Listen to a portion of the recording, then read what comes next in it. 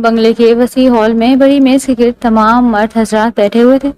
ماحول میں سنجیدگی اور دباؤ صاف محسوس ہو رہا تھا۔ اسیر عالم ٹانگ پر ٹانگ رکھے سامنے بیٹھا سب کی باتیں سن رہا تھا۔ اونچا لمبا دراز قد، چوڑی جسامت، کثرتی وجود، دیکھنے میں وہ بلا کا حسین تھا، لیکن اس وقت اس کے چہرے پر کسی قسم کی گھبراہٹ یا جلد بازی نہیں تھی۔ وہ بس ماحول کی نزاکت کے حساب سے خاموش تھا۔ چند لمحے بعد سامان صاحب قدرے سخت لہجے میں بولے، یہ نکاح صرف ایک سیاسی ضرورت تھی۔ ہم نے اس کو صرف اس لیے کیا ہے تاکہ لوگوں کو یہ دکھایا جا سکے کہ ہم سب کو ساتھ لے کر چل رہے ہیں۔ اب بات ختم ہو چکی ہے، تم اس لڑکی کو طلاق دے دو، یہ معاملہ یہیں ختم کرو۔ بلا وجہ بات کو بڑھا کر ہم خاندان میں جھگڑے نہیں پیدا کر سکتے۔ اسیر ان کی جانب دیکھتے ہوئے بولا، آپ اسے اتنا آسان کیوں سمجھ رہے ہیں بابا؟ بابا صاحب، کیا آپ کو اندازہ ہے کہ اس فیصلے کے بعد باہر کیا تاثر جائے گا؟ ایک لڑکی جس سے سب کے سامنے نکاح ہوا، لوگ اس نکاح کے بعد واہ واہ کر رہے ہوں، اور پھر اچانک اسی وقت طلاق پا جائے تو لوگ کیا کہیں گے؟ کیا یہ سب صرف ایک شو تھا یا حقیقت؟ ظہیر صاحب فوراً بولے، تم زیادہ سوچ رہے ہو اسیر، یہ سب تمہارے سیاسی مستقبل کے لیے کیا گیا ہے۔ جذباتی باتیں چھوڑو اور عملی سوچو۔ تمہیں اس وقت صرف اپنا مقام مضبوط کرنا ہے، اور وہ تم کر چکے ہو۔ تمہیں اس حوالے سے ٹینشن لینے کی ضرورت نہیں، میں پورا معاملہ سنبھال لوں گا۔ اسیر نے ہلکی سی مسکراہٹ کے ساتھ کہا، آپ لوگ جس طرح معاملہ سنبھالتے ہیں اس بات کا مجھے بخوبی علم ہے، میں اسی لیے پوچھ رہا ہوں کہ آپ نے ایسا کیا سوچا ہے، مجھے ضرور بتائیں۔ میں اگر اس لڑکی کو طلاق دیتا ہوں، معاملہ بے شک اس لڑکی کی طرف سے نہیں اٹھایا جائے گا، کیونکہ مجھے علم ہے جن کے پاس پیسہ ہو وہ کسی بھی طرح زبانیں بند کروا دیتے ہیں۔ لیکن میرا کیا؟ اگر میں نے اسے ابھی طلاق دی تو کیا یہ داغ میرے اوپر سے ختم ہو جائے گا؟ کیا لوگ یہ بھول جائیں گے کہ میں نے اس لڑکی کو سب کے سامنے قبول کیا تھا؟ میرا نکاح ہائی ٹرینڈ بنا ہوا ہے، سب تعریفوں کے پل باندھ رہے ہیں۔ اگر ابھی کے ابھی میں طلاق دے دوں تب کیا ہوگا؟ سوچا ہے آپ نے؟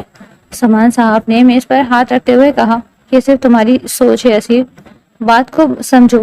تم نے کوئی مشہور لڑکی سے نکاح نہیں کیا، وہ ایک معمولی لڑکی ہے، اور یہ سب صرف وقتی تھا تاکہ ہم ایک پیغام دے سکیں۔ تمہارا مقصد اس شادی نہیں تھا، تم بلا وجہ بات کو بڑھا رہے ہو۔ تم مرد ہو اور مرد کو 4 شادیوں کی اجازت ہے، اس بات کو کیوں فراموش کر رہے ہو؟ اسیر نے نرمی مگر واضح لہجے میں کہا، پھر اس پیغام کا مطلب کیا تھا کہ ہم کسی بھی انسان کو وقتی استعمال کے بعد چھوڑ سکتے ہیں اور اس کے بعد ہم خود کو درست کہہ سکتے ہیں؟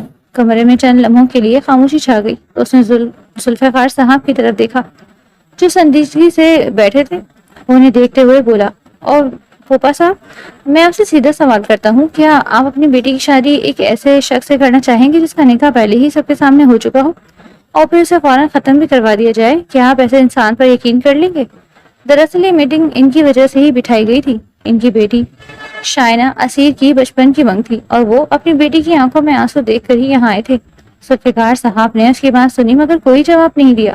اسیر بات جاری رکھتے ہوئے مزید بولا، اور اگر میں اسے ابھی طلاق دیتا ہوں تو بھی یہ بات ہمیشہ رہے گی کہ وہ میری پہلی بیوی رہ چکی ہے۔ آپ کی بیٹی شائنہ کی زندگی پر بھی یہی سوال اٹھے گا، اور آپ لوگ جانتے ہیں باہر کی دنیا میں یہ چیز کتنی تیزی سے پھیلتی ہے۔ ظہیر صاحب سخت لہجے میں بولے، اسیر تم حد سے آگے جا رہے ہو، یہ فیصلہ تمہارے حق میں ہے اور تمہیں اسے قبول کرنا ہوگا۔ بلا وجہ کی باتیں کر کے بات کو بڑھاؤ مت۔ اسیر نے سیدھا ان کی طرف دیکھا اور بولا، میں نے کوئی انکار نہیں کیا، میں صرف نتائج کی بات کر رہا ہوں۔ میں اس وقت اپنی ذہنی حالت اور اپنی پوزیشن کو دیکھ رہا ہوں۔ آپ سب جانتے ہیں کہ میں فوراً فیصلہ کروں، مگر اس فیصلے کے بعد کیا ہوگا اس کا جواب کوئی نہیں دے رہا، اور نہ اس کا جواب کسی کے پاس ہے۔ میں ہمیشہ سوچ سمجھ کر فیصلہ لیتا ہوں، نہ میں نے پہلے کبھی جذباتی فیصلے لیے اور نہ میں آج لوں گا۔ سامان صاحب نے قطع غصے میں کہا، مگر آج تم جذباتی فیصلہ ہی لے رہے ہو، تمہیں جذباتی نہیں ہونا چاہیے، یہ سب ریاستی معاملات ہیں۔ اسیر نے فوراً جواب دیا، اور ریاستی معاملات میں انسان کہاں چلا جاتا ہے؟ کیا اس کی کوئی حیثیت نہیں رہتی؟ کیسے فائدہ اور نقصان ہی سب کچھ ہے؟ ذوالفقار صاحب اٹھے اور بغیر کچھ کہے ہال سے باہر چلے گئے۔ ان کے مزید بیٹھنا محال ہو گیا تھا، ان کے جاتے ہی ماحول مزید بھاری ہو گیا۔ ظہیر صاحب نے اسیر کی طرف دیکھ کر کہا، ایک بات یاد رکھنا اسیر، اگر اس معاملے کی وجہ سے ہماری بہن یا خاندان کی عزت کو نقصان ہوا تو میں خاموش نہیں بیٹھوں گا، میں اینٹ سے اینٹ بجا دوں گا۔ اسیر ان کی بات سن کر بولا، میں کسی کو نقصان نہیں پہنچانا چاہتا، لیکن میں اندھا فیصلہ بھی نہیں کروں گا۔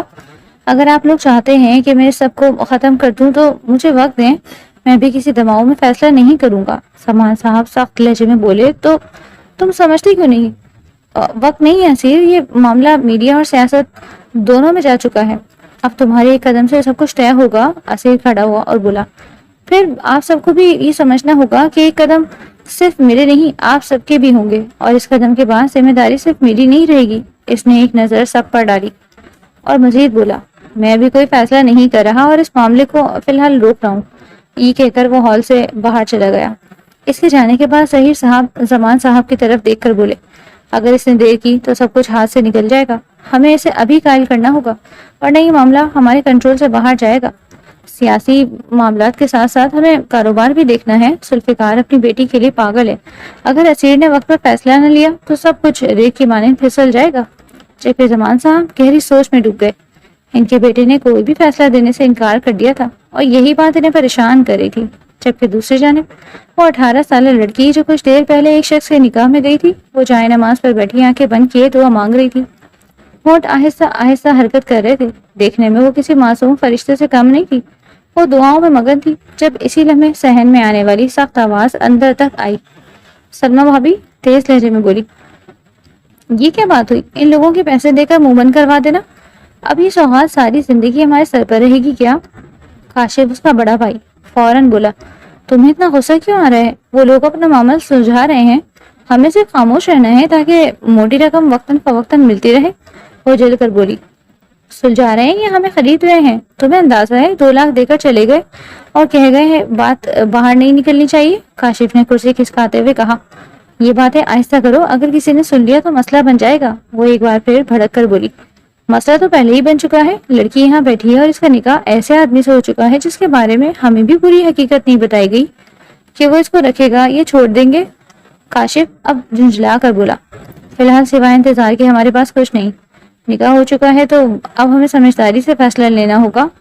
تم چاہتی کیا ہو کہ ہم اسے واپس بھیج دیں یا اسے کچھ اور امید رکھیں؟ سلمہ بھابی فوراً بولی، میں کچھ نہیں چاہتی، میں صرف یہ چاہتی ہوں کہ ہمیں اندھیرے میں نہ رکھا جائے۔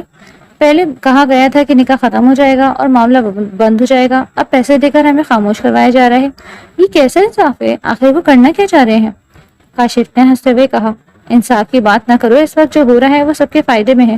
تمہیں معلوم ہے وہ کسی سے جڑی ہے اور اگر یہ رشتہ مضبوط ہوا تو ہمارے حالات بدل سکتے ہیں، بس دعا کرو ہم بس فائدے میں رہیں۔ سلمہ نے بات کاٹتے ہوئے کہا، حالات بدلنے کے لیے ہم اپنی عزت داؤ پر لگا دیں گے کیا؟ مجھے تمہاری بہن پسند نہیں ہے، مگر اس کا مطلب ہرگز یہ نہیں کہ میں اس کی زندگی کے ساتھ کھیلوں۔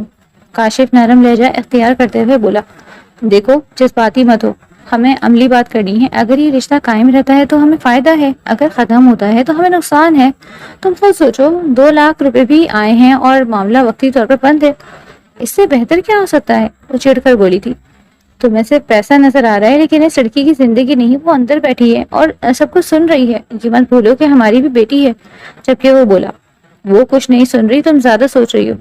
میں زیادہ نہیں سوچ رہی، حقیقت دیکھ رہی ہوں۔ پہلے تم کہہ رہے تھے کہ لڑکی کی شادی ہو گئی، اب کہہ رہے ہو کہ رشتہ ختم ہو سکتا ہے، یہ کیسا کھیل ہے؟ آخر چاہ کیا رہے ہیں سب؟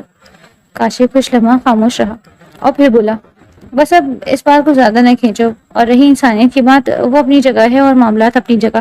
تمہیں سمجھنا ہوگا کہ ہم کمزور لوگ ہیں، ہم بڑے فیصلے نہیں کر سکتے۔ اب یہ بحث ختم کرو، میں کھانا لاتا ہوں، اب تم بھی یہ بات بند کر دو، سب بہتر ہوگا۔ جبکہ اندر بیٹھی سکینہ نے آنکھیں کھولی تھی اور آہستہ سے صرف اتنا ہی بولی، یا اللہ، اگر یہ میرا امتحان ہے تو مجھے صبر دے، اور اگر یہ میری نجات کا وقت ہے تو مجھے یہاں سے نکال دے۔ وہ دھیرے دھیرے گزرتا جا رہا تھا۔ پورا دن معمول کے مطابق بیت گیا۔ وہ اپنے چھوٹے سے کمرے میں بیٹھی ڈائری کے صفحے پر آہستہ آہستہ لکھ رہی تھی۔ اس کے سامنے رکھی مدھم روشنی میں اس کے چہرے کی تھکن صاف دکھائی دے رہی تھی۔ وہ کچھ لمحے رکی اور قلم بند کرتے ہوئے دھیرے سے بولی، شاید کچھ سے انسانوں کو جینے نہیں دیتے، لیکن ہمیں پھر بھی ڈھیٹ بن کر جینا پڑتا ہے۔ ابھی وہ اپنی باتوں میں کھوئی ہوئی تھی، اچانک پردے کے قریب ہلکی سی حرکت ہوئی۔ اس نے چونک کر سر اٹھایا، مگر اگلی ہی لمحے خود کو سمجھاتے ہوئے دوبارہ لکھنے لگی۔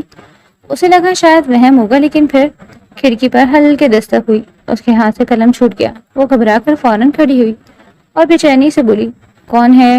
چند سیکنڈ خاموش رہی، پھر دوسری جانب سے ایک مردانہ آواز آئی، دروازہ کھولو، تمہارا شوہر۔ وہ ایک لمحے کے لیے ساکت رہ گئی تھی، پھر تیزی سے کھڑکی کے قریب گئی اور کانپتے ہاتھوں سے پٹ کھولا۔ سامنے اسیر عالم کھڑا تھا۔ وہ حیرت سے اسے دیکھتی رہ گئی، جبکہ اسیر نے ایک لمحہ ضائع کیے بغیر کھڑکی سے اندر قدم رکھا اور سیدھا اس کے قریب آ گیا۔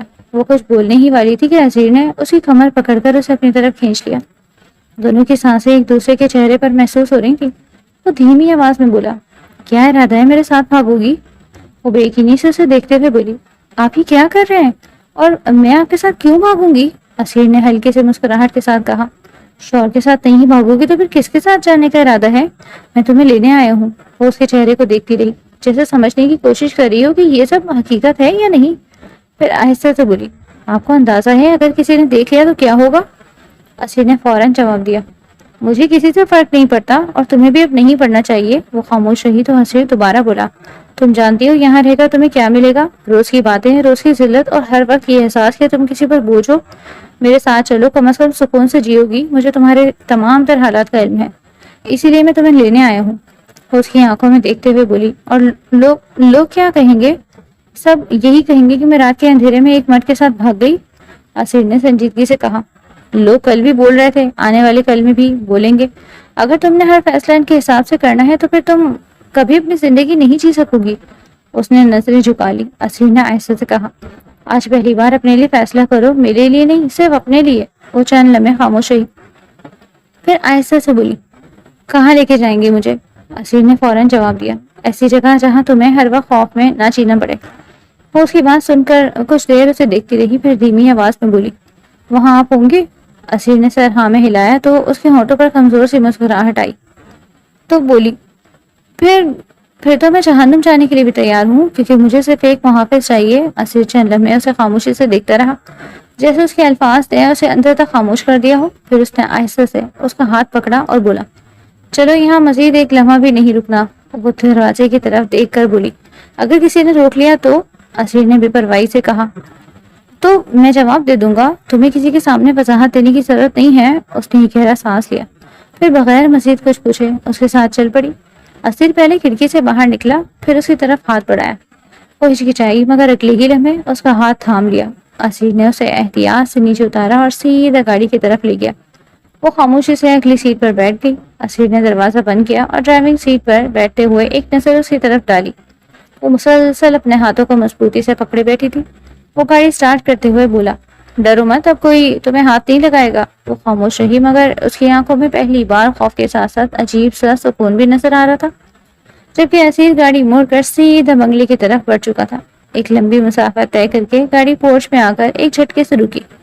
اسیر نے فوراً انجن بند کیا اور گاڑی سے اتر کر دوسری طرف آیا۔ اس نے دروازہ کھولا، خاموشی سے اپنا ہاتھ اس کی طرف بڑھا دیا۔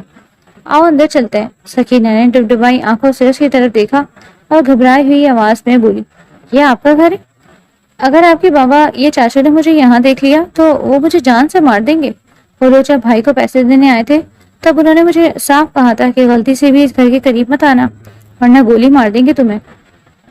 اسیر نے اس کی بات سنتے ہی دانت کھینچے اور چند لمحے خاموش کھڑا رہا، جسے اپنے غصے کو قابو کر رہا ہو۔ پھر اس نے نرمی سے کہا، میری طرف دیکھو، تمہارے ساتھ میں ہوں، تم تک پہنچنے کے لیے پہلے انہیں مجھ تک پہنچنا ہوگا۔ اس نے ڈرتے ہوئے کہا، مگر وہ لوگ بہت طاقتور ہیں، مجھے خوف آ رہا ہے۔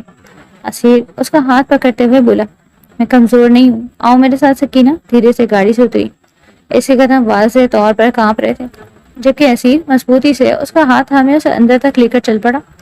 وہ ابھی ہال میں داخل ہی ہوئے تھے کہ سامنے سے زمان صاحب کی سخت آواز گونجی، یہ کیا بدتمیزی ہے اسیر، تم آخر کرنا کیا چاہتے ہو؟ دونوں رک گئے تھے۔ زمان صاحب غصے سے انہیں دیکھ رہے تھے، ان کی نظریں سیدھی سکینہ پر گئیں تو ان کا چہرہ مزید سخت ہو گیا۔ اسیر نے سکینہ کا ہاتھ اور مضبوطی سے تھام لیا، جبکہ زمان صاحب آگے بڑھتے ہوئے بولے، تم اسے یہاں لے آئے ہو، تمہیں اندازہ بھی ہے اس حرکت کے کیا نتائج ہوں گے؟ اسیر نے بالکل پرسکون لہجے میں جواب دیا، جی اندازہ ہے اور اسی لیے اسے یہاں لایا ہوں۔ زمان صاحب غصے سے بولے، یہ لڑکی اس گھر میں نہیں رہے گی، تم فوراً اسے واپس چھوڑ کر آؤ، ورنہ مجھ سے برا کوئی نہیں ہوگا۔ اسیر سنجیدگی سے ان کو دیکھتے ہوئے بولا، واپس کہاں چھوڑاؤں؟ اس گھر میں جہاں اس کا اپنا بھائی اس کی قیمت لگا رہا ہے، یا ان لوگوں کے درمیان جہاں اسے ہر وقت یہ سننا پڑے کہ وہ بوجھ ہے اور ان کے رحم و کرم پر ہے؟ حالانکہ اب یہ لڑکی میرے نام سے جڑی ہے، میری زمینداری ہے۔ زمان صاحب سخت لہجے میں بولے، تمہاری ذمہ داری شائنہ ہے، یہ لڑکی نہیں۔ اسیر نے فوراً جواب دیا، شائنہ میری ذمہ داری نہیں، اپنے باپ کی ذمہ داری ہے، جبکہ یہ لڑکی میری ذمہ داری ہے کیونکہ یہ میری بیوی ہے اور یہ حقیقت اب کوئی تبدیل نہیں کر سکتا۔ سماع صاحب غصے سے بولے، تم ایک معمولی لڑکی کے لیے اپنے خاندان کے خلاف کھڑے ہو رہے ہو؟ آخر تعلق کیا ہے تم دونوں کا؟ اسیر سنجیدگی سے بولا، میں کسی معمولی لڑکی کے لیے نہیں کھڑا ہوا، میں اپنی بیوی کے لیے کھڑا ہوں۔ اللہ نے اس کی ذمہ داری میرے نام کی ہے اور میں اسے سڑک پر نہیں چھوڑ سکتا، صرف اس لیے کہ لوگوں کو یہ رشتہ پسند نہیں۔ اور رہی تعلق کی بات، تو آپ اور میں بخوبی جانتے ہیں ہمارا کیا رشتہ ہے۔ سبحان صاحب مٹھیاں بھیجتے ہوئے بولے، تم جانتے ہو تم کیا داؤ پر لگا رہے ہو؟ اسیر سکینہ کی جانب دیکھ کر بولا، سب کچھ داؤ پر لگ جائے مجھے قبول ہے، لیکن میں اسے اکیلے نہیں چھوڑوں گا۔ اس کے آگے پیچھے کوئی نہیں ہے بھائی، اس کا بھائی کم سودا کر زیادہ لگتا ہے، اور آپ چاہتے ہیں کہ میں خاموش ہوں؟ سبحان صاحب سخت لہجے میں بولے، تم اپنی زندگی برباد کر رہے ہو اسیر، بس کر دو۔ اس کی جانب دیکھتے ہوئے بولا، اگر اپنی بیوی کو تحفظ دینا بربادی ہے تو مجھے یہ بربادی قبول ہے۔ سکینہ خوفزدہ ہو کر خاموش کھڑی تھی، جبکہ اسیر مسلسل اس کا ہاتھ تھامے ہوئے تھا۔ اسیر چند لمحے خاموش رہنے کے بعد پھر بولا، آپ ایک بات قبول کر لیں، جب تک میں زندہ ہوں یہ میرے ساتھ رہے گی، اور وہی رہے گی جہاں میں چاہوں گا۔ اگر آپ کو یہ منظور نہیں تو پھر میں یہ ریاست بھی چھوڑ دوں گا، یہ بنگلہ بھی چھوڑ دوں گا، اور اپنی ماں کے پاس ٹرکی چلا جاؤں گا۔ فیصلہ آپ کا ہے۔ ہال میں مکمل خاموشی چھا گئی۔ سماع صاحب چند لمحے اسے گھورتے رہے، ان کے چہرے پر غصہ واضح تھا، مگر وہ جانتے تھے اسیر اپنی بات سے پیچھے ہٹنے والوں میں سے نہیں۔ آخرکار انہوں نے غصے سے رخ موڑا اور بولے، تم اپنی ضد میں سب کچھ تباہ کر دو گے۔ پھر وہ تیز قدموں سے اپنے کمرے کی طرف چلے گئے۔ اسیر نے گہرا سانس لیا، جبکہ سکینہ خوف زدہ نظروں سے اسے دیکھ رہی تھی۔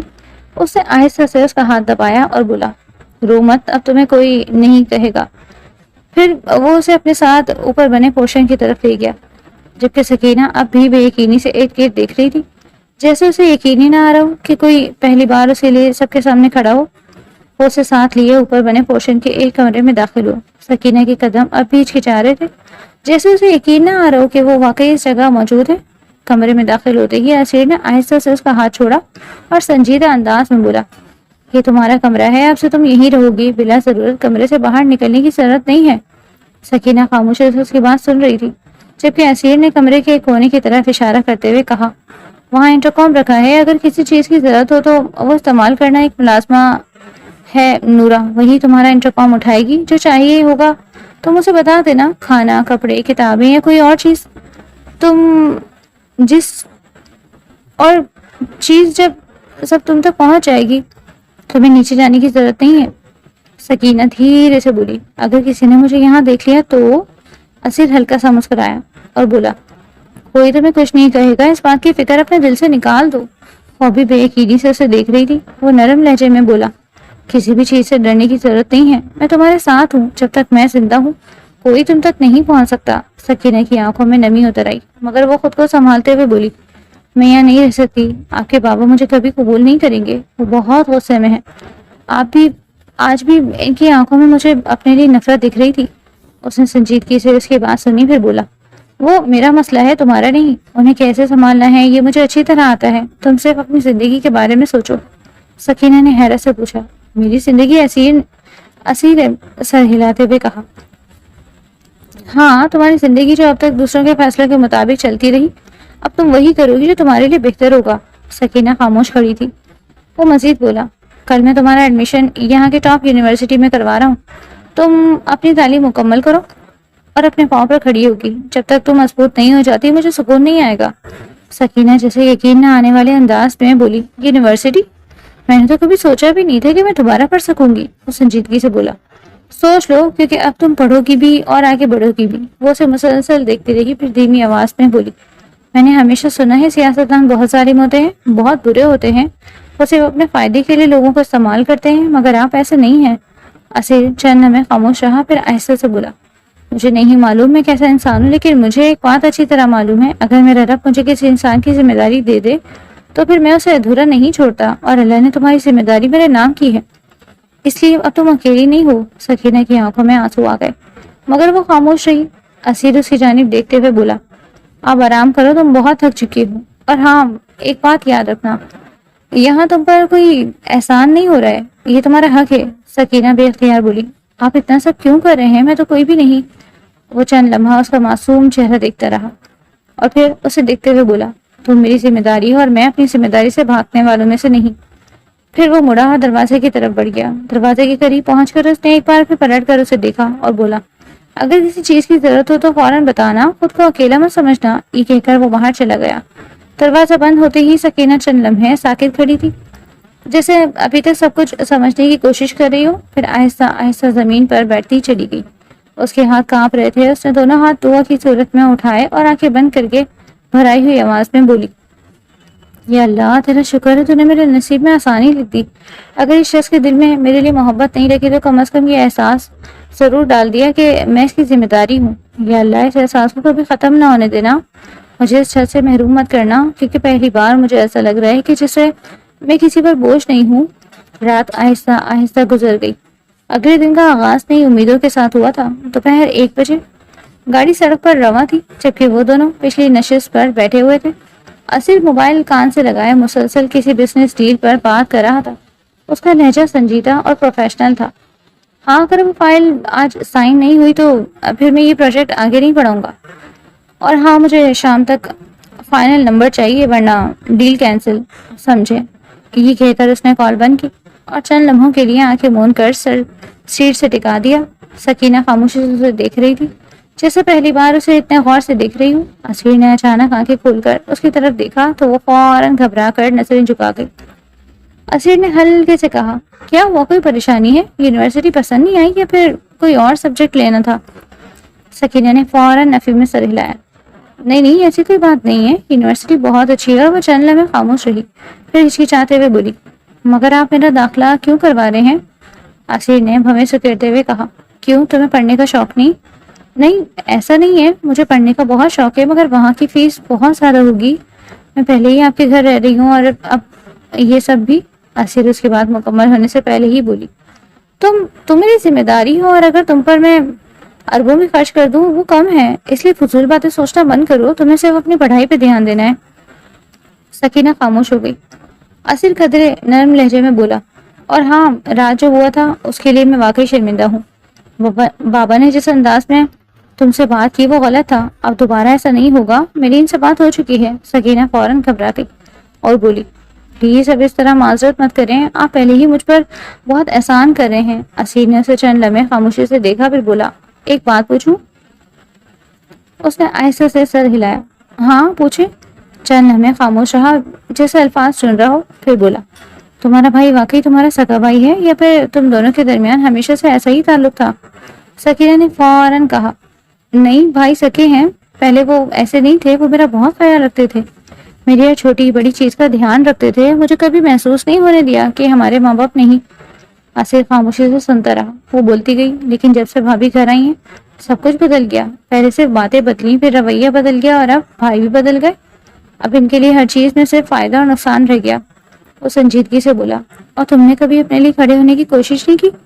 سکینہ نے بے یقینی سے اسے دیکھا تو وہ بولا، میرا مطلب تم نے کبھی اپنے بھائی سے یہ کیوں نہیں کہا کہ تم کوئی سودا نہیں ہو، تم انسان ہو؟ اسیر کی آواز اب پہلے سے زیادہ سخت تھی۔ اس نے میرے باپ سے تمہارے نکاح کے لیے 5 لاکھ لیے، پھر رشتے کو ختم کرنے کی بات پر 2 لاکھ اور مزید پیسے لیتا اگر طلاق ہو جاتی تو تم نے کبھی یہ سب دیکھ کر احتجاج کیوں نہیں کیا؟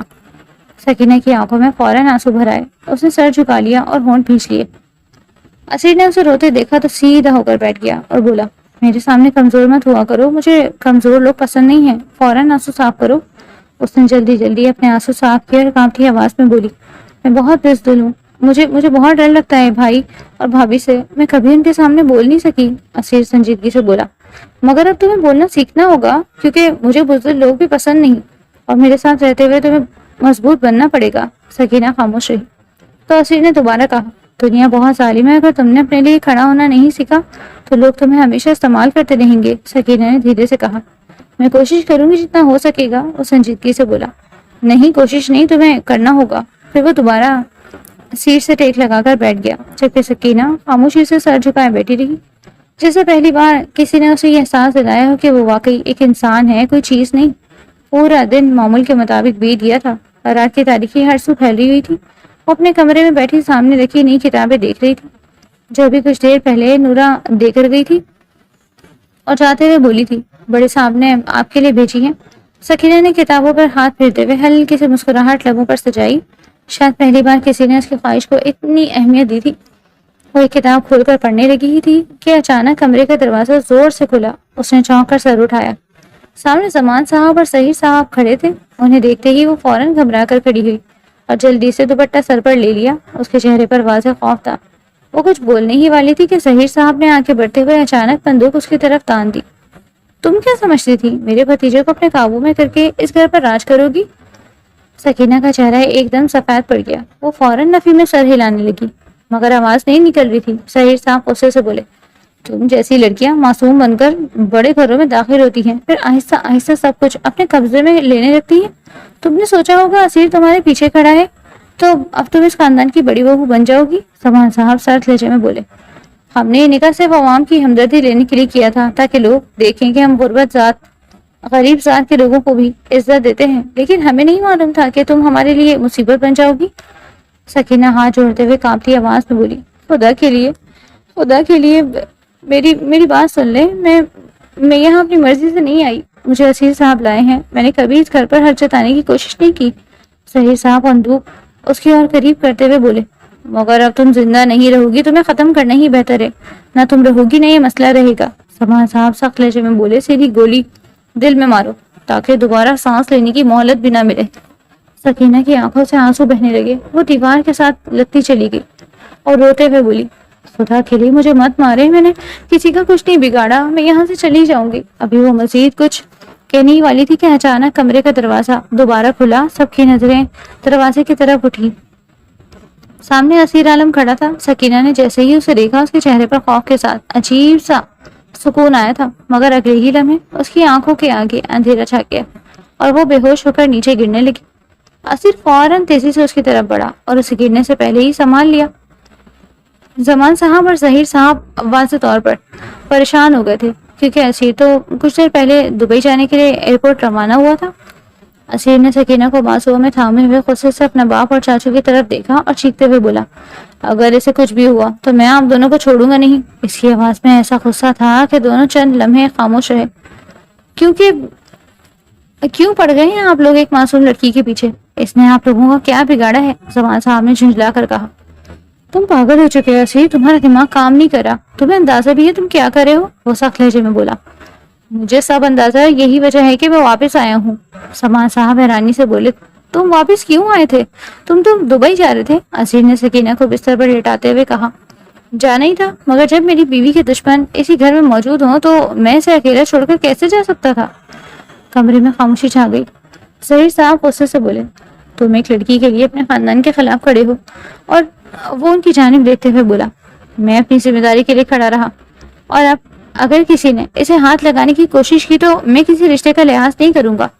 ظہیر صاحب غصے سے مٹھیاں بھیجتے ہوئے کمرے سے نکل گئے, جبکہ زمان صاحب چند لمحے خاموش رہے اور خاموشی سے دیکھتے رہے. پھر سخت لہجے میں بولے, تم غلطی پر ہو اسیر, اور ایک دن تمہیں سب پر بہت پچھتاوا پڑے گا. مگر اسیر نے ان کی بات کا کوئی جواب نہیں دیا. وہ پوری توجہ سے سکینہ کو ہوش میں لانے کی کوشش کر رہا تھا. وہاں سے چلے گئے تھے. آخرکار زمان صاحب بھی غصے سے دروازہ بند کرتے ہوئے وہاں سے چلے گئے, جبکہ اسیر مسلسل سکینہ کے چہرے پر نظر جمائے بیٹھا تھا, جیسے اب اسے ایک لمحے کے لیے بھی اکیلا چھوڑنے کا ارادہ نہ ہو. 2 دن گزر چکے تھے مگر وہ اب بھی اپنے کمرے سے باہر نہیں نکلی تھی. وہ بستر پر لیٹی چھت کو دیکھ رہی تھی, مگر ذہن میں بار بار وہی منظر گھوم رہا تھا جب ظہیر صاحب نے اس پر بندوق تانی تھی اور زمان صاحب نے سرد لہجے میں کہا تھا کہ سیدھی گولی دل میں مارو. اس کے ہاتھ بے اختیار کانپنے لگے اور دل زور زور سے دھڑکنے لگا. وہ انہی خیالات میں گم تھی جب کمرے کا دروازہ کھلا. اس نے چونکا دروازے کی طرف دیکھا. سامنے اسیر کھڑا تھا. اسیر کو دیکھتے ہی اس کی آنکھوں سے آنسو بہنا شروع ہو گئے. وہ خاموشی سے روتی رہی جبکہ اسیر آہستہ آہستہ چلتا ہوا اس کے قریب آیا اور بستر کے پاس کھڑا ہو گیا. وہ کچھ نہیں بولا, بس خاموشی سے اسے دیکھتا رہا. چند لمحوں بعد سکینہ روتے ہوئے بولی, مجھے یہاں نہیں رہنا اسیر صاحب, میں اب یہاں نہیں رہ سکتی. اس کی آواز پوری طرح کانپ رہی تھی. وہ بولی, اس سے بہتر تھا میں اپنے بھائی کے گھر ہی رہتی. کم از کم وہاں مجھے یہ ڈر تو نہیں تھا کہ کوئی مجھے مار دے گا. وہ مجھے ڈانٹتے تھے, برا کہتے تھے, مگر قتل کرنے کی بات نہیں کرتے تھے. پلیز مجھے واپس بھیج دیں. اسیر نے خاموشی سے اس کی بات سنی, پھر سنجیدگی سے پوچھا, یعنی شوہر کے پاس نہیں رہنا؟ سکینہ نے فوراً آنسو صاف کرتے ہوئے کہا, میں شوہر کے پاس نہیں, دشمنوں کے درمیان رہ رہی ہوں. آپ بہت اچھے انسان ہیں, میں جانتی ہوں, لیکن میں ہر وقت ڈر میں نہیں جی سکتی. مجھے لگتا ہے کوئی بھی کبھی بھی آ کر مجھے مار دے گا. اسیر چند لمحے خاموش رہا, پھر اس کے قریب بیٹھتے ہوئے بولا, اور میں تمہیں یہاں سے بھیج نہیں سکتا کیونکہ تم میری ذمہ داری ہو اور مجھے اپنی ذمہ داری کا بخوبی احساس ہے، سکینہ بے بسی سے بولی۔ مگر میں اب مزید برداشت نہیں کر پا رہی، وہ اس کی بات کاٹتے ہوئے بولا۔ اسی لیے میں نے ایک فیصلہ کیا ہے، تم کل سے جوڈو کراٹے اسکول جاؤ گی تاکہ تمہارے اندر ہمت آئے، تاکہ اگر آئندہ کبھی کوئی تمہارے سامنے بندوق لے کر کھڑا ہو تو تم خوف سے کانپنے کے بجائے خود کو سنبھال سکو۔ سکینہ نے فوراً نفی میں سر ہلایا۔ مجھے کہیں نہیں جانا، مجھے یہ سب نہیں کرنا، وہ پہلی بار قدرے سخت لہجے میں بولا۔ بس بہت ہو گیا سکینہ، بہت سن لی میں نے تمہاری باتیں، اب وہی ہوگا جو میں کہوں گا۔ وہ خاموش ہو گئی تھی جبکہ اسیر مزید بولا۔ صبح یونیورسٹی جاؤ گی اور شام میں مارشل آرٹس کلاس، مجھے اس کے علاوہ کچھ نہیں سننا۔ سکینہ پریشان ہو کر بولی۔ میں اتنا سب کیسے کروں گی، میں تھک جاؤں گی۔ اس کی بات سن کر وہ سنجیدگی سے بولا۔ دنیا میں کوئی بھی جلدی نہیں تھکتا، انسان تب تھکتا ہے جب وہ خود کو کمزور مان لیتا ہے، اور تم اب کمزور نہیں رہو گی، سکینہ نے دھیمی آواز میں کہا۔ مگر مجھے بہت ڈر لگتا ہے، اسیر اس کی آنکھوں میں دیکھتے ہوئے بولا۔ اسی ڈر کو ختم کرنے کے لیے یہ سب کر رہا ہوں، میں تمہیں ہمیشہ اپنے پیچھے چھپنے والی لڑکی نہیں بننے دوں گا، اور آئندہ اگر تمہارے منہ سے یہ سنا کہ تمہیں اپنے بھائی کے گھر واپس جانا ہے تو یاد رکھنا مجھ سے برا کوئی نہیں ہوگا۔ وہاں تمہاری کوئی عزت نہیں تھی، تم صرف ایک سودا تھی، اور میں تمہیں دوبارہ وہاں نہیں جانے دوں گا۔ سکینہ نے بے اختیار سر جھکا لیا۔ وہ کچھ نرم ہوتے ہوئے بولا۔ میں تمہیں تکلیف دینے کے لیے یہ سب نہیں کر رہا، میں چاہتا ہوں تم اپنے قدموں پر کھڑی ہو، سیکھو تاکہ کل کو اگر میں تمہارے ساتھ نہ بھی ہوں تو تم خود کو سنبھال سکو۔ سکینہ نے پہلی بار نظریں اٹھا کر اسے دیکھا مگر کچھ بول نہ سکی۔ وہ کھڑا ہوا اور جاتے ہوئے بولا۔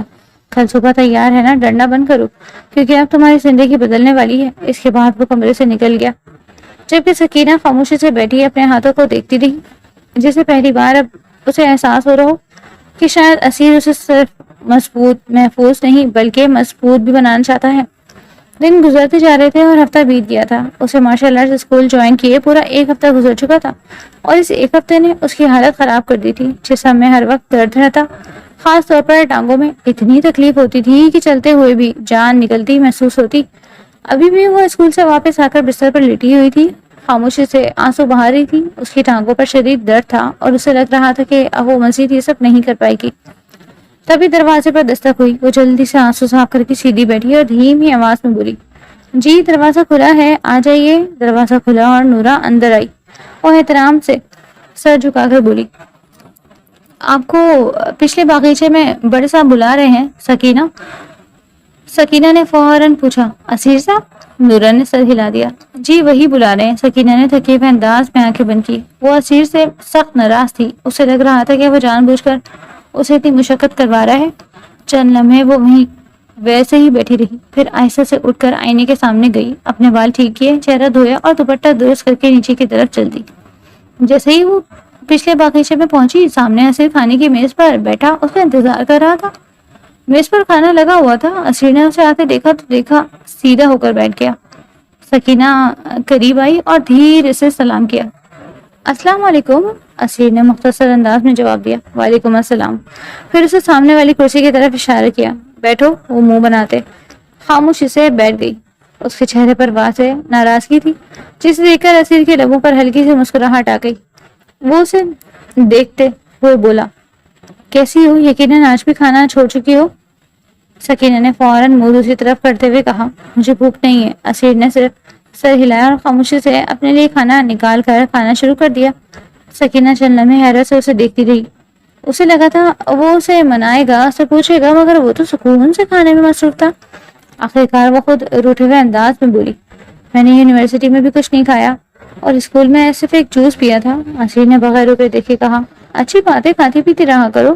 اس کے ایسے بے فکر انداز پر سکینہ کی آنکھوں میں فوراً آنسو آ گئے۔ وہ غصے سے کرسی پیچھے ہٹا کر اٹھنے لگی تھی کہ اسی لمحے اسیر کی سخت آواز آئی۔ خبردار جو یہاں سے گئی، واپس بیٹھو۔ وہ فوراً رک گئی۔ اسیر نے اب اس کی طرف دیکھتے ہوئے کہا۔ ناراضگی مجھ سے ہے، کھانے سے نہیں۔ سکینہ نے منہ بنا کر دوبارہ کرسی کھینچی اور بیٹھ گئی۔ اسیر نے خود اس کے لیے پلیٹ تیار کی اور اس کی طرف بڑھاتے ہوئے بولا۔ کھانا کھاؤ، مجھے اچھی طرح معلوم ہے تم نے کچھ نہیں کھایا۔ سکینہ نے پلیٹ کی طرف دیکھتے ہوئے ناراضی سے کہا۔ میں یہ سب نہیں کر سکتی. صبح یونیورسٹی جانا ہے, پھر شام کو اسکول, وہاں ٹیچر مجھے اتنا بھگاتی ہے, میری جان نکل جاتی ہے, میری ٹانگوں میں بہت درد ہوتا ہے, مجھے لگتا ہے میں گر جاؤں گی. اسیر نے سنجیدگی سے اس کی بات سنی, پھر بولا, اور یہی وجہ ہے کہ تمہیں یہ سب کرنا ہے. سکینہ نے بے بسی سے کہا. مگر میں تھک جاتی ہوں, اسیر نے فوراً جواب دیا. انسان تبھی مضبوط بنتا ہے جب وہ اپنی حد سے آگے جاتا ہے. تم نے ساری زندگی صرف خوف میں گزاری ہے, اب وقت بے خود کو بدلنے کا. سکینہ نے دھیمی آواز میں کہا.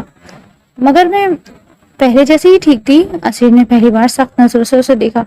نہیں, تم ٹھیک نہیں تھی. تم ہر بات پر ڈر جاتی ہو, ہر شخص کے سامنے خاموش ہو جاتی ہو, اور میں تمہیں ایسا نہیں رہنے دوں گا. سکینہ خاموش ہو گئی.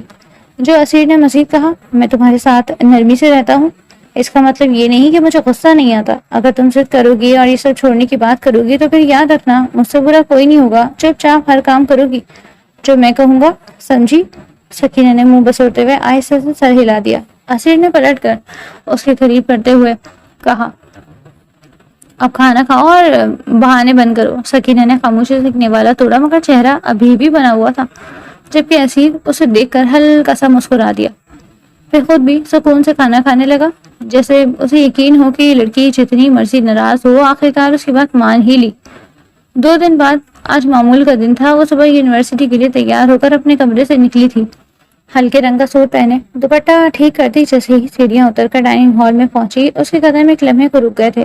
بڑے ڈائننگ ٹیبل پر پورا خاندان موجود تھا. سامان صاحب اخبار دیکھ رہے تھے, سحیر صاحب کسی سے فون پہ بات کر رہے تھے, جبکہ چند خواتین خاموشی سے ناشتہ کر رہی تھی. ان سب کے درمیان اسیر بھی بیٹھا تھا. سکینہ نے ایک لمحہ سب کو دیکھا, پھر خاموشی سے نظریں جھکا کر باہر کی طرف بڑھنے لگی, جیسے اس کی کوشش ہو کہ کوئی اسے محسوس ہی نہ کرے. ابھی وہ چند قدم ہی آگے بڑھی تھی کہ اسیر کی آواز آئی, سکینہ ٹھہرو. وہ فوراً رک گئی, مگر پلٹنے کی ہمت نہ ہوئی. اسیر نے دوبارہ کہا, ناشتے کیے بغیر کہاں جا رہی ہو؟ وہاں سے اسے پلٹی اور نم آنکھوں سے اس کی طرف دیکھا, پھر بہت دھیمی آواز میں بولی, مجھے دیر ہو رہی ہے اسیر. اسیر نے کرسی پیچھے ہٹاتے ہوئے کہا, پہلے ناشتہ کرو پھر جانا. سکندر نے ایک نظر باقی لوگوں پر ڈالی جن کی نظروں میں واضح ناگواری تھی. وہ فوراً بولی, مجھے بھوک نہیں ہے. مگر اسیر اپنی جگہ سے اٹھ چکا تھا. وہ سیدھا ان کے قریب آیا اور اسی کلائی پکڑ کر بولا, بھوکے پیٹ کہیں نہیں جاتے, چلو میرے ساتھ. وہ ہچکچائی, مگر اسیر نے بغیر کسی جھجک کے اسے اپنے ساتھ لا کر اپنی برابر والی کرسی پر بٹھا دیا. اس کے بیٹھنے ہی ٹیبل پر عجیب سی خاموشی پھیل گئی تھی.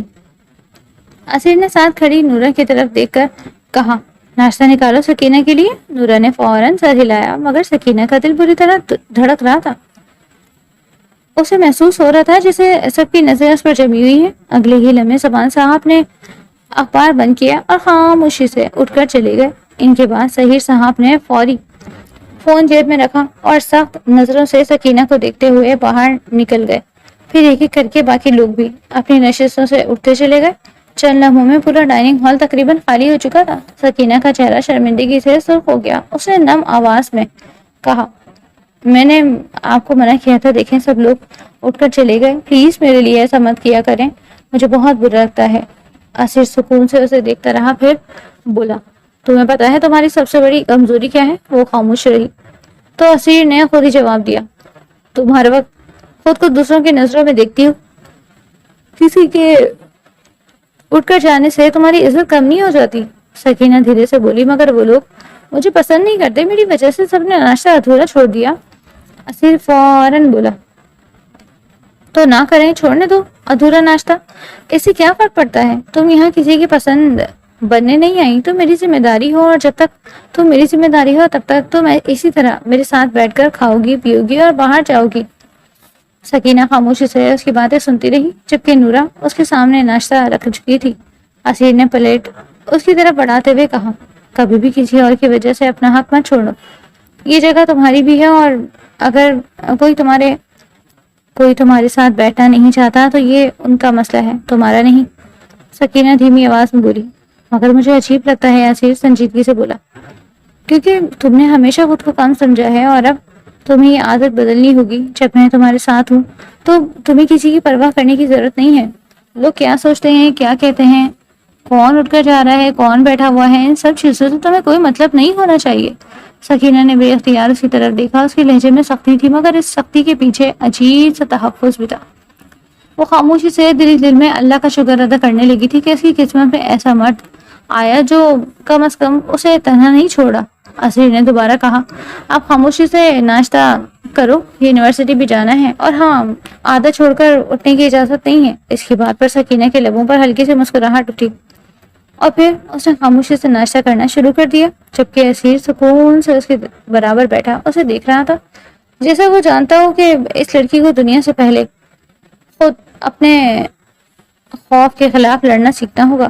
نہ کبھی وقت رک پایا ہے، نہ رک سکے گا، اور 1 مہینہ بیت گیا تھا۔ اسیر عالم آج جلدی فری ہو گیا تھا، سوئمنگ پول کے کنارے بیٹھا اپنے پاؤں پانی میں ڈالے خاموشی سے پانی کو دیکھتا رہا۔ اس کے ہاتھ میں کافی کا مگ تھا، مگر کافی دیر سے ٹھنڈی ہو چکی تھی۔ وہ کسی گہری سوچ میں گم تھا جب اسے اپنے پیچھے قدموں کی آہٹ محسوس ہوئی۔ اس نے گردن موڑ کر دیکھا، زمان صاحب کھڑے تھے۔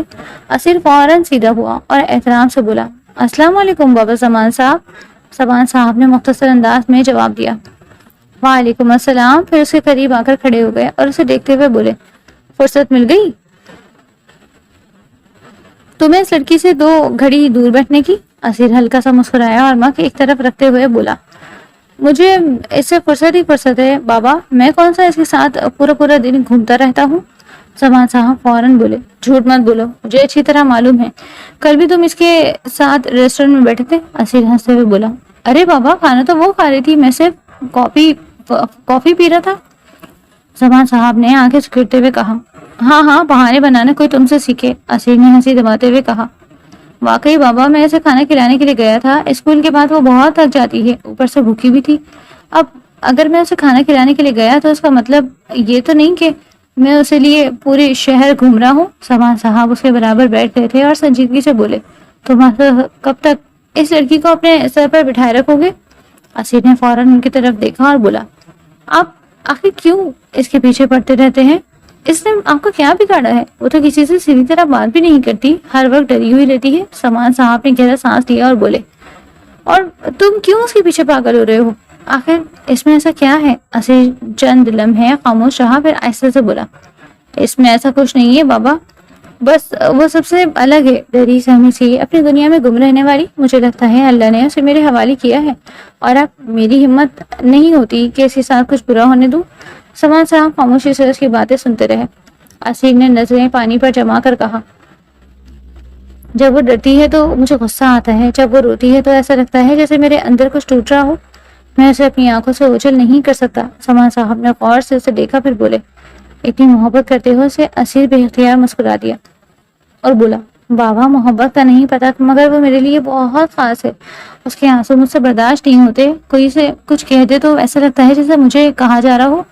زمان صاحب چند لمحے خاموش رہے، پھر آہستہ سے بولے، پھر کہتے ہو تمہیں اسے محبت نہیں؟ حد کرتے ہو تم بھی۔ اسیر نے نظریں چرا کر ہلکی سی مسکراہٹ دبائی تو زمان صاحب نے پھر پوچھا، اچھا یہ بتاؤ، رخصتی کا کیا سوچا ہے؟ کب تک اس طرح اسے صرف اپنے نام کی منقوف بنا کر رکھو گے؟ اسیر ایک دم خاموش ہو گیا، جیسے پہلی بار اس نے اس بات پر غور کیا، پھر دھیرے سے بولا، اس حوالے سے تو میں کبھی سوچا ہی نہیں۔ زمان صاحب نے اس کے کندھے پر ہاتھ رکھتے ہوئے کہا، پھر سوچ لو، اگر وہ تمہارے لیے اتنی اہم ہے تو اسے صرف ذمہ داری بنا کر مت رکھو، بیوی کا حق بھی دو۔ اسیر کچھ لمحے خاموش رہنے کے بعد بولا، آج رات اس سے بات کرتا ہوں، دیکھتا ہوں وہ کیا چاہتی ہے۔ زمان صاحب نے اس کے چہرے کو غور سے دیکھا، پھر نرم لہجے میں بولے، تم میرے لیے بہت اہم ہو اسیر، تمہاری ہر خوشی میں تمہارا باپ راضی ہے، اگر وہ لڑکی واقعی تمہیں سکون دیتی ہے تو پھر مجھے اس سے کوئی مسئلہ نہیں ہے، جسے تمہیں ٹھیک لگے ویسا کرو۔ اسیر چند لمحے خاموش کھڑا رہا، انہیں دیکھتا رہا، پھر اچانک اٹھ کر ان کے گلے لگ گیا۔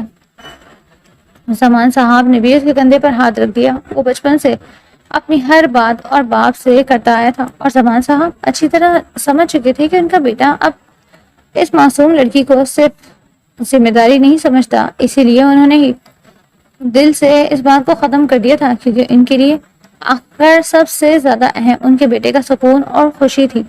رات کی تاریخی ہر سو پھیلی ہوئی تھی۔ وہ اپنے کمرے میں بیٹھی ہمیشہ کی طرح ڈائری لکھ رہی تھی۔ اس کے سامنے کھلی ڈائری میں آدھے الفاظ لکھے جا چکے تھے اور اس کے لبوں پر ہلکی سی مسکراہٹ تھی، جیسے اب اس کی زندگی پہلے جیسی نہیں رہی۔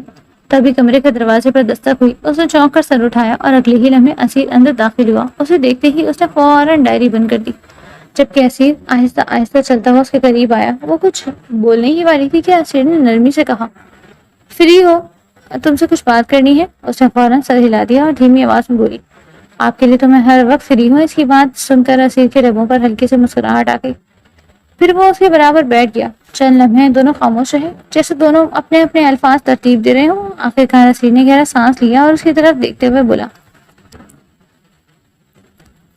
میں گھما پھرا کر بات نہیں کروں گا، سیدھی بات کروں گا۔ رخصتی کے حوالے سے تم نے کیا سوچا ہے؟ سکینہ جو کسی اور بات کی توقع کر رہی تھی، اس سوال پر حیرت سے اسے دیکھنے لگی۔ اسیر نے اس کے چہرے کے بدلتے تاثرات دیکھے تو نرمی سے بولا، میں جانتا ہوں تمہارے دل میں بھی بہت سے ارمان ہوں گے اور میں تم پر کوئی دباؤ نہیں ڈالنا چاہتا۔ اگر تم مجھ سے شادی نہیں کرنا چاہتی یا کسی اور کو پسند کرتی ہو تو مجھے کوئی اعتراض نہیں ہوگا، میں تمہیں پوری اجازت دوں گا۔ اس کی بات مکمل ہونے سے پہلے ہی سکینہ نے فوراً آگے بڑھ کر اس کے ہونٹوں پر ہاتھ رکھ دیا اور نم آنکھوں سے اسے دیکھتے ہوئے بولی، ایسا مت بولے۔ وہ حیرانی سے اسے دیکھتا رہا جبکہ وہ دھیمی مگر مضبوط آواز میں بولی، میں کیوں کسی اور کو پسند کروں گی جب میں آپ کی نگاہ میں ہوں؟ یہ حرام بات ہے، اور پھر میں اتنی ناشکری بھی نہیں ہوں کہ جس شخص نے مجھے عزت دی، مجھے سہارا دیا، میں اس کو چھوڑنے کا سوچوں۔ اسیر کی آنکھوں میں بے اختیار نرمی اتر آئی۔ اس نے آہستہ سے پوچھا، یعنی تم رخصتی کے لیے تیار ہو؟ سکینہ نے نظریں جھکا لی، اس کے گال ہلکے سرخ ہو گئے تھے۔ پھر وہ دھیرے سے بولی، آپ جیسا مرد اگر کسی عورت کو مل جائے تو اس سے زیادہ خوش قسمتی اور کیا ہوگی۔ آپ نے مجھے اتنی اہمیت دی ہے، جتنا مان دیا ہے اتنا تو شاید اپنے بھی نہیں دیتے۔ میں بیوقوف نہیں ہوں جو اتنا خاص انسان کھو دوں۔ اسیر چہرہ میں خاموشی سے اسے دیکھتا رہا، پھر ہلکا سا مسکرا کر بولا، سیاستدان تو جھوٹ بھی بولتے ہیں، ہو سکتا ہے کہ میں نے بھی جھوٹ بولا ہو۔ سکینہ فوراً اس کے قریب آئی اور اس کے گلے سے لگتے ہوئے بولی، نہیں، میرا دل کہتا ہے آپ جھوٹ نہیں بولتے، خاص لوگ جھوٹ نہیں بولتے اور آپ بہت خاص ہیں۔ اس کی بات سن کر اسیر نے پہلی بار سے اس طرح مضبوطی سے اپنے بازوؤں میں لیا جیسے اب وہ واقعی اس کی زندگی کا حصہ بن چکی ہو۔ اس نے اس کے ماتھے پر ہونٹ رکھے اور دھیمی آواز میں بولا، میں وعدہ کرتا ہوں تمہیں ہمیشہ خوش رکھوں گا، کبھی تم سے جھوٹ نہیں بولوں گا، تمہیں کبھی اکیلا محسوس نہیں ہونے دوں گا، تمہاری عزت ہمیشہ میری عزت رہے گی۔ سکینہ کی آنکھوں سے بے اختیار آنسو نکل آئے، مگر اس بار یہ آنسو خوف کے نہیں، سکون کے تھے۔ وہ اس کے سینے سے لگے لگے بولی، میں بھی وعدہ کرتی ہوں ہمیشہ آپ کا مان رکھوں گی، کبھی آپ کا سر جھکنے نہیں دوں گی، ہر مشکل میں آپ کے ساتھ کھڑی رہوں گی۔ اسیر اس کا چہرہ اپنے ہاتھوں میں لیے بولا، تمہیں پتا ہے تم نے مجھے کیا سکھایا ہے؟ سکینہ نے خاموشی سے نفی میں سر ہلایا تو وہ بولا، یہ کہ انسان طاقت سے نہیں انسان سے بڑا بنتا ہے اور کسی ایک ڈرے ہوئے انسان کو تحفظ دینا جیت لینے سے کہیں زیادہ اہم ہوتا ہے۔ سکینہ ہلکا سا مسکرا دی جبکہ اسیر اسے دیکھتے ہوئے بولا، اور تم نے خود کو کمزور سمجھا، حالانکہ تم نے سب کچھ سہ کر بھی اپنے دل اسے دیکھتی رہی۔ پھر دھیرے سے بولی، اپنے دل کو صاف رکھا، یہی تمہاری اصل طاقت ہے۔ وہ خاموشی سے اسے دیکھتی رہی، پھر دھیرے سے بولی، شاید اللہ نے مجھے آپ تک پہنچانے کے لیے ہی اتنے امتحان دیے تھے۔ اسیر اس کے ماتھے کو ایک بار پھر چومتے ہوئے بولا، اور شاید مجھے انسان بنانے کے لیے تمہیں میری زندگی میں بھیجا گیا۔ پھر دونوں خاموشی سے ایک دوسرے کے قریب بیٹھے رہے، اور وہ محبت تھی جو شور سے نہیں بلکہ احساس سے جنم لیتی ہے۔